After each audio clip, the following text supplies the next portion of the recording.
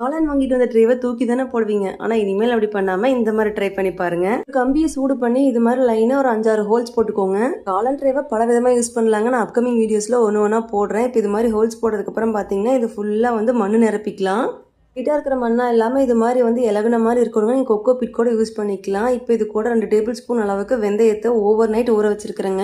நீங்கள் ஊற வைக்காமல் டைரெக்டாக போட்டாலும் ஒரே மாதிரி தான் வரும். அதனால் அப்படி கூட நீங்கள் பண்ணலாம். நல்லா இது மாதிரி ஃபுல்லாக ஸ்ப்ரெட் பண்ணிவிட்டு மேலேயுமே மண்ணை வச்சு நல்லா மூடிடுறேன். ஓரளவுக்கு மேல் லேயர் நிறைய இருக்கிற மாதிரி போடுங்க. அப்போ தான் தண்ணி ஊற்றும் போது வெளியே வராமல் இருக்கும். இதுக்கப்புறம் இந்த ட்ரேவை பார்த்தீங்கன்னா கொஞ்சம் வெயில் நிழல் இருக்கிற மாதிரி இடத்துல வச்சிடலாங்க. உங்களுக்கு வந்து அழகாக இடமே இல்லை அப்படின்னா கூட ஜஸ்ட் ஜன்னல் ஓரத்தில் வச்சா கூட போதும். இங்கே பாருங்கள் 3ஆவது நாள் வந்து சூப்பராக அப்படி வந்திருக்குது. இது வந்து 5ஆவது நாளுங்க. நல்லா 2 இலை வந்துருச்சு.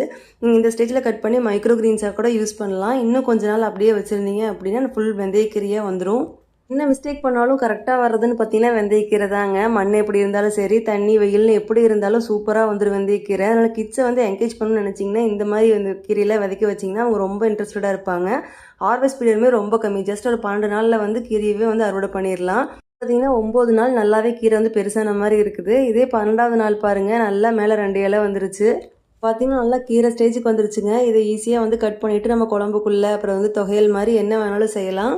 டைம் பார்த்தீங்கன்னா நான் விதைச்சது மட்டும்தாங்க. நான் மீதியை தண்ணி ஊற்றி பார்த்துக்கிட்டது எல்லாமே பாப்பா தான். குழந்தைங்களுக்கு வந்து இது மாதிரி செய்யும்போது ரொம்ப இன்ட்ரெஸ்ட்டாக இருப்பாங்க. காய்கறி கீரைலாம் சாப்பிடல அப்படின்னா இந்த மாதிரி விஷயங்களை என்கரேஜ் பண்ணிங்க அப்படின்னா அவங்களும் வந்து விரும்பி சாப்பிடுவாங்க. நாம் வளர்த்தது அதை நம்ம சாப்பிடணும் அப்படிங்கிற தாட்டும் வருங்க. பண்ணி பாருங்கள். வீடியோ பிடிச்சிருந்தா லைக் பண்ணிக்கோங்க.